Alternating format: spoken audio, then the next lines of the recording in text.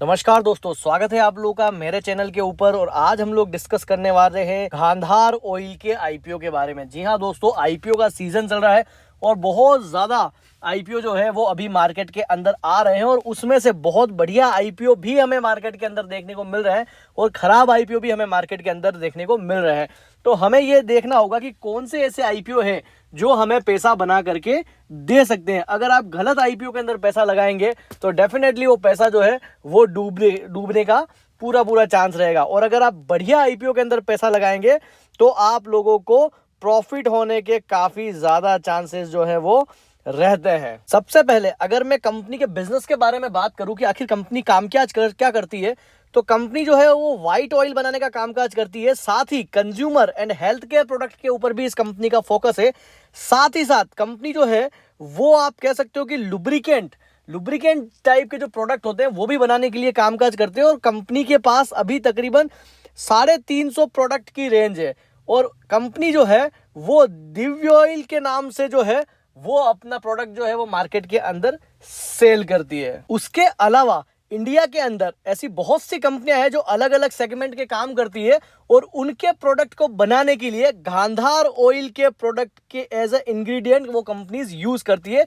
जिसके अंदर कौन सी कंपनियां हैं, health care, automotive, industrial power, tyre और रबर सेक्टर की ऐसी बहुत सारी कंपनियां हैं जो इस कंपनी के प्रोडक्ट को as a ingredient product use करती है अपने प्रोडक्ट को मैन्युफैक्चर करने के लिए। और उसके अंदर कौन कौन सी कंपनियां शामिल है, जिसके अंदर आप देखो तो PNG, Unilever, Marico, Dabur, Patanjali Ayurveda, Bajaj consumer, Emami, Amrutanjan health care, ये तमाम ऐसी कंपनियां हैं जो अपने प्रोडक्ट को बनाने के लिए गांधार ऑयल प्रोडक्ट को as a ingredient product use करती है। सबसे पहले अगर हम लोग ऑब्जेक्ट की बात करें कि आखिर कंपनी का ऑब्जेक्ट क्या है आईपीओ लाने के पीछे, तो सबसे पहले कंपनी क्या करना चाहती है, बैंक ऑफ बड़ौदा का कोई लोन है इनका, उसका ये प्री पेमेंट जो है वो करना चाहते हैं। साथ ही साथ कैपिटल एक्सपेंडिचर भी करना चाहते हैं। किसके लिए कैपिटल एक्सपेंडिचर कहां करना चाहते हैं, ये expansion in capacity of automotive oil eight the companies Silvassa plant.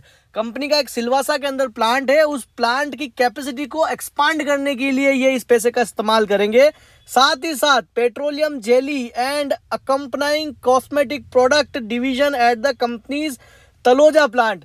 मतलब कि सेकंड जो इनका ऑब्जेक्ट है वो भी यही है, कैपेसिटी एक्सपांशन करने की। किसके लिए, पेट्रोलियम जेली को प्रोड्यूस करने की जो कैपेसिटी है उसको बढ़ाने के लिए। एंड थर्ड कहां पर यूज करेंगे, ये व्हाइट ऑयल के प्रोडक्शन को भी बढ़ाने के लिए।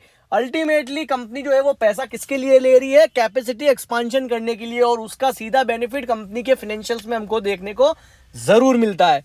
उसके बाद funding working capital requirement of the company की वर्किंग कैपिटल रिक्वायरमेंट को मीट आउट करने के लिए ये आईपीओ लेकर के आ रहे हैं। और साथ ही साथ जनरल कॉर्पोरेट पर्पस के लिए भी इस पैसे का इस्तेमाल किया जाएगा। सबसे पहले अगर हम लोग आईपीओ साइज के बारे में बात करें कि इस आईपीओ की साइज कितनी है, तो कंपनी जो है वो टोटल 501 करोड़ का आईपीओ जो है वो मार्केट के अंदर लेकर के आ रही है, जिसके अंदर 302 करोड़ रुपए का फ्रेश इशू है और तकरीबन 1,17,56,910 इक्विटी शेयर्स का कंपनी क्या लेकर के आई है, ओएफएस, मतलब कि प्रमोटर अपनी हिस्सेदारी जो है वो भी बेचेंगे। और दोनों को मिला करके कितना फंड रेज किया जाएगा, 501 करोड़ रुपए का। अगर मैं कंपनी के प्राइस बैंड की बात करूं तो 160 रुपए से 169 रुपए का प्राइस बैंड रहने वाला है। लोअर बैंड 160 रहेगा और मैक्सिमम 169 रुपए का प्राइस बैंड रहेगा। हमें 169 पर ही कट ऑफ पर ही अप्लाई करना है, तभी आपको मिलेगा, वरना नहीं मिलने वाला है। कंपनी जो है वो बीएसई और एनएसई दोनों पर लिस्ट होने वाली है। रिटेल के लिए 35% का कोटा रिजर्व रहेगा, क्यूआईबी के लिए 50% का कोटा रिजर्व रहेगा और एनआईआई के लिए 15% का कोटा जो है वो रिजर्व रहेगा। वहीं पर कंपनी के शेयर की फेस वैल्यू है 2 रुपए। अगर लॉट साइज की बात करूं तो एक लॉट के अंदर आपको 88 शेयर्स मिलेंगे और 14,872 रुपए की रिक्वायरमेंट पड़ेगी। नेक्स्ट अगर गांधार ऑयल के फाइनेंशियल्स के हम लोग बात करें तो 2020 के अंदर कंपनी का जो रेवेन्यू था वो था 2517 करोड़ का और एक्सपेंडिचर था 2503 करोड़ का और जो पैट था प्रॉफिट आफ्टर टैक्स वो था 14 करोड़ रुपए का। बहुत कम प्रॉफिट था। 2021 के अंदर रेवेन्यू घट करके हो जाता है 2242 करोड़ का और एक्सपेंडिचर होता है 2129 करोड़ रुपए का और पैट जो है वो हो जाता है 98 करोड़ रुपीस का। वहीं 2022 में अगर हम लोग रेवेन्यू देखते हैं तो रेवेन्यू के अंदर फिर हमें एक काफी बड़ा जंप देखने को मिला। रेवेन्यू निकल करके आता है 3569 करोड़ का, एक्सपेंडिचर होता है 3344 करोड़ का, और प्रॉफिट आफ्टर टैक्स पैट निकल करके आता है 160 करोड़ का।